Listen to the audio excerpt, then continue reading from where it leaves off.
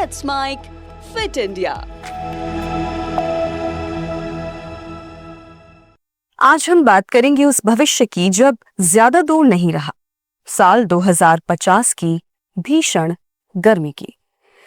नमस्कार, let's mic पर show है फिट इंडिया और मैं हूं प्रदक्षिणा।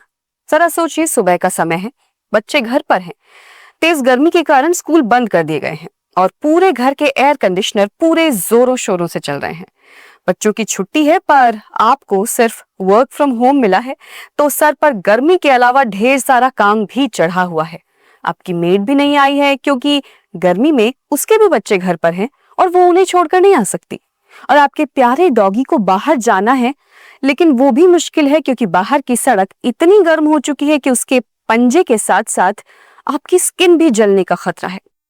ये कोई फिल्म नहीं है, ये हमारा आने वाला कल है और कई जगहों पर ये आज ही हकीकत भी बन चुका है। हर साल हीट वेव्स यानी लू की घटनाएं ज्यादा बार हो रही हैं, ज्यादा तीव्रता से हो रही हैं और ज्यादा लंबी चल रही हैं। एक रिसर्च के मुताबिक साल 2050 तक धरती के मिड लैटिट्यूड इलाकों में 90 से 180 दिन तक एक्सट्रीम हीट हो सकती है और ट्रॉपिकल यानी उष्णकटिबंधीय क्षेत्रों की हालत तो और भी गंभीर हो सकती है।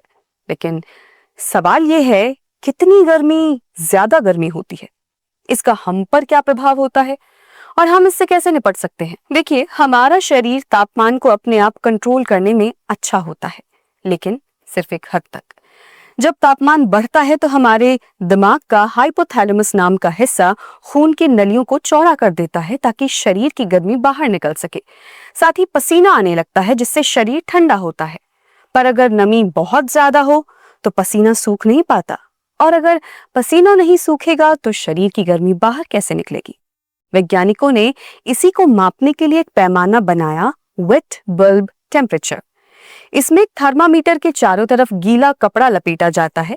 अगर उसका तापमान नहीं गिरता है तो इसका मतलब है पसीना सूख ही नहीं पा रहा है और अगर wet bulb temperature 35 degree Celsius तक पहुंच जाए तो इंसान की जान को खतरा हो सकता है। 1 जून की दोपहर सोचिए, शहर में लू चल रही है। सबसे पहले असर पड़ता है आउटडोर वर्कर्स पर, यानी वो लोग जो बाहर जाकर काम करते हैं।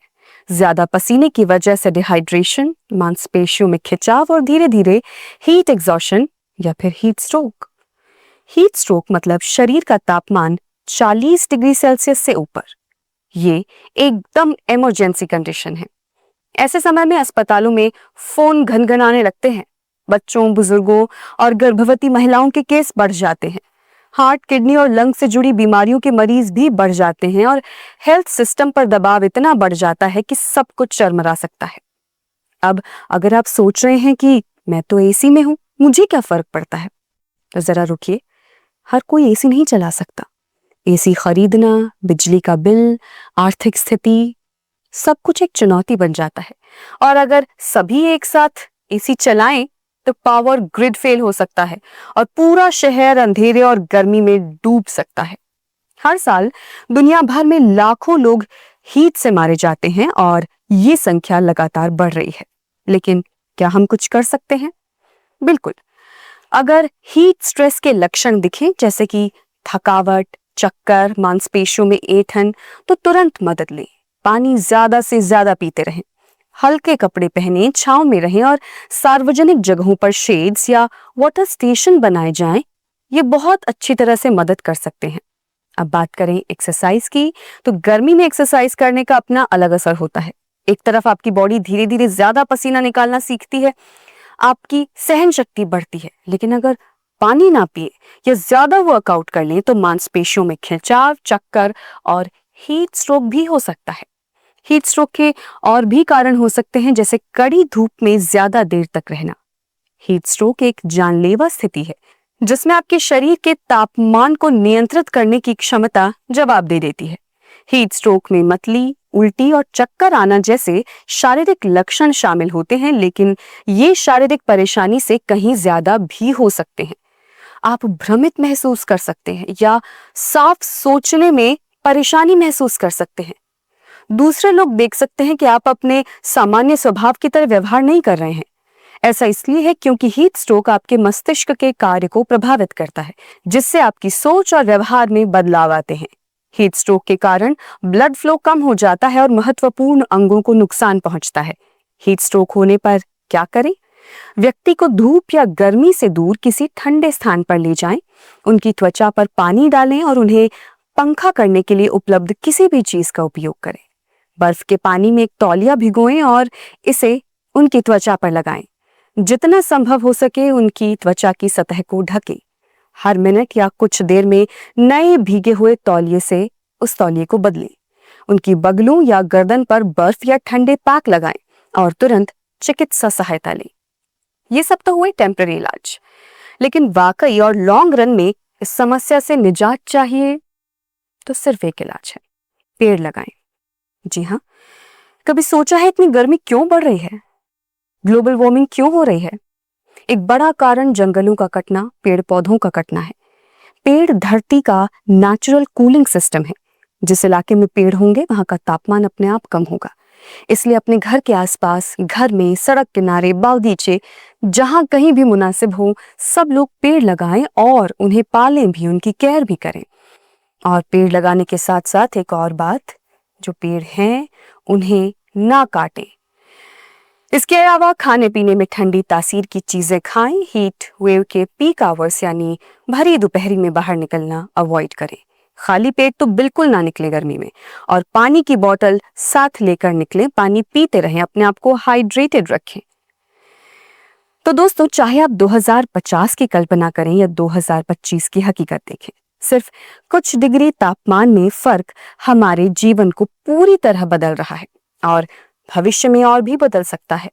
अब तो हर साल कुछ डिग्री का इजाफा होता ही जा रहा है और हम सिर्फ इसके लिए उपायों के बारे में बात कर रहे हैं जो इस वक्त रिलीफ दे सकते हैं। पर ये उपाय अल्टीमेटली गर्मी को और बढ़ाएंगे ही लॉन्गर रन में, जैसे कि नए एसीज का इंस्टॉलेशन। सवाल ये नहीं है कि कितनी बढ़ेगी गर्मी, सवाल ये है कि क्या हम तैयार हैं भविष्य के लिए। अब एक और जरूरी मुद्दे पर बात जो गर्मियों से ही जुड़ा है। एसी की ठंडी हवा जितनी राहत देती है उतनी ही दिक्कतें भी दे सकती है अगर आप सतर्क ना रहे तो।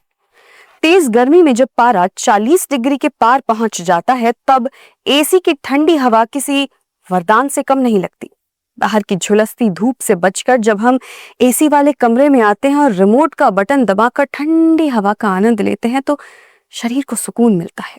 लेकिन क्या आप जानते हैं कि अगर ज्यादा समय एसी में बिताया जाए या उसकी सफाई और देखभाल में लापरवाही बरती जाए तो ये सेहत के लिए नुकसानदायक साबित हो सकता है। आइए जानते हैं ज्यादा समय तक एसी में रहने का शरीर पर क्या असर हो सकता है और इससे कैसे बचा जा सकता है। एसी लगातार एक ही कमरे की हवा को सर्कुलेट करता रहता है। ऐसे में अगर कोई व्यक्ति छींकता या खांसता है तो उसके वायरस और बैक्टीरिया उसी हवा में बने रहते हैं क्योंकि खिड़की दरवाजे बंद हैं और ये बार बार वहां बैठे लोगों के शरीर में भी जा सकते हैं और सर्कुलेट हो सकते हैं। इससे सर्दी, खांसी, वायरल इन्फेक्शन और सांस की समस्याएं हो सकती हैं, बढ़ सकती हैं। दूसरी बात, गंदा एसी बैक्टीरिया और फफूंद का घर है। एसी अगर सही वक्त पर और समय समय पर साफ ना किया जाए तो इसके अंदर नमी के कारण मोल्ड और बैक्टीरिया पनपने लगते हैं। ये बैक्टीरिया और मोल्ड हवा के माध्यम से हमारे शरीर में प्रवेश कर सकते हैं, जिससे खासकर एस्मा, एलर्जी और कमजोर इम्यून सिस्टम वाले लोगों के लिए गंभीर समस्याएं खड़ी हो सकती हैं। विशेषकर अस्पतालों और ऑफिस में इस्तेमाल होने वाले सेंट्रलाइज्ड एसी में ये खतरा और भी बढ़ जाता है।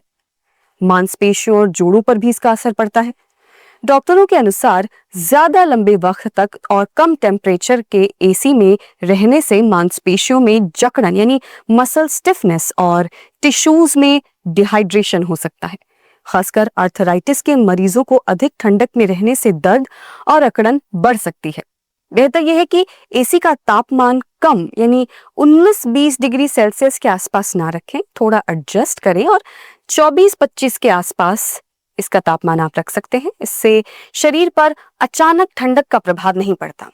सर्द गर्म का झटका थकावट और संक्रमण का कारण हो सकता है। अगर आप बहुत तेज गर्मी से सीधे ठंडे एसी में आ जाएं और फिर बहुत ठंडे एसी से वापस गर्मी में चले जाएं तो तापमान के सडन परिवर्तन को शरीर कभी कभार नहीं झेल पा सकता और इससे आपको सर्द गर्म हो सकता है, जिससे वायरल जुकाम या बदन दर्द की आशंका रहती है।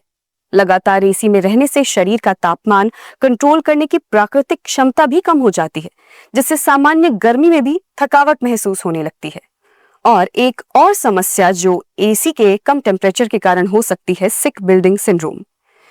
ऑफिस जाने वालों के लिए यह खतरे की घंटी भी हो सकती है, क्योंकि कुछ जगहों पर सेंट्रलाइज्ड एसी होते हैं, जहां हवा के सर्कुलेशन के लिए खिड़कियां नहीं खोली जा सकती, रिमोट भी आपके हाथ में नहीं है। तो ऐसे बंद माहौल में अगर एसी की सफाई नहीं की जाती तो सिक बिल्डिंग सिंड्रोम नामक समस्या हो सकती है। इसके लक्षण क्या हो सकते हैं? स्किन इरिटेशन, आंखों में जलन रह सकती है, सांस लेने में तकलीफ हो सकती है, माइग्रेन अटैक्स आ सकते हैं और लगातार शरीर में थकावट का अनुभव हो सकता है। लंबे समय तक ऐसे माहौल में रहने से कार्यक्षमता भी घट सकती है और मानसिक स्वास्थ्य पर भी असर पड़ता है। एसी का मेंटेनेंस क्यों जरूरी है, ये भी जान लेते हैं। क्योंकि एसी में मौजूद फिल्टर, वेंट और कूलिंग यूनिट्स में अगर गंदगी जमा हो जाए तो ये हवा को साफ करने की जगह दूषित हवा फैलाने का काम करने लगते हैं। इससे न केवल इन्फेक्शन का खतरा बढ़ता है, बल्कि बिजली की खपत भी अधिक होती है और मशीन की उम्र घटती है। इसलिए जरूरी है कि हर 3 से 6 महीने में एसी की सर्विसिंग करवाएं, फिल्टर को समय समय पर निकालकर साफ करें और बदलते रहें। एसी चलाते समय कमरे में थोड़ी देर के लिए वेंटिलेशन भी रखें, जैसे खिड़की दरवाजों का खोलना। यदि संभव हो तो कुछ समय के लिए एसी बंद करके ताजी हवा में भी रहें। पानी पीते रहना ना भूलें। एसी की ठंडी हवा हमारे शरीर से नमी सोख लेती है, जिससे डिहाइड्रेशन हो सकता है। खासकर बच्चे और बुजुर्ग जल्दी इसकी चपेट में आ सकते हैं। इसलिए एसी में रहने के दौरान नियमित रूप से बहुत सारा पानी पीते रहें। और क्या ना करें, तापमान 24 से 26 डिग्री के आसपास रखें, ना कि 18 से 20 के आसपास, वो बहुत कम हो जाएगा। हर 3 से 6 महीने में सर्विस करवाएं और गंदा फिल्टर इस्तेमाल ना करें। और थोड़ी देर के लिए एसी बंद करके ब्रेक भी लेते रहें। हर वक्त दिन भर लंबे समय तक एसी में ना बैठे रहें। कभी कभी चाय ब्रेक, कॉफी ब्रेक ले सकते हैं, चाहे घर में हो या फिर ऑफिस में। ठंडक जरूरी है, लेकिन समझदारी के साथ। एसी आज के समय में एक जरूरत बन चुका है, खासकर शहरों में और गर्मियों में। लेकिन अगर इसका इस्तेमाल जागरूकता और सावधानी के साथ ना किया जाए तो ये सेहत के लिए नुकसानदेह हो सकता है। साफ सुथरा और संतुलित तरीके से चला गया एसी न केवल आपको ठंडक देगा, बल्कि बीमारियों से भी बचाएगा। एक और नए एपिसोड के साथ हम फिर मिलेंगे। तब तक आप हैप्पी रहिए, हेल्दी रहिए, मजे करते रहिए और फिट रहिए। नमस्कार। आप सुन रहे थे let's mike more than radio. Follow कीजिए हमें हमारे सोशल मीडिया प्लेटफॉर्म्स पर। It's time for news. It's time for more than radio. Presenting the first radio news app, Let's Mic. Let's Mic, a news-based app on your phone where you get to watch and listen news, talk shows, interviews, radio show podcasts. On Let's Mic, you get all relevant information of TV, print, radio, podcast, and digital. Let's Mic talks about every segment of life.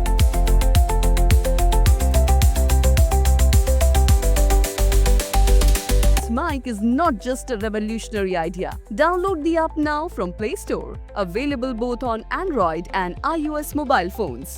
Follow us on YouTube, Instagram, Twitter, LinkedIn, Facebook, Telegram, WhatsApp, Snapchat. Let's talk, let's connect, and let's mic.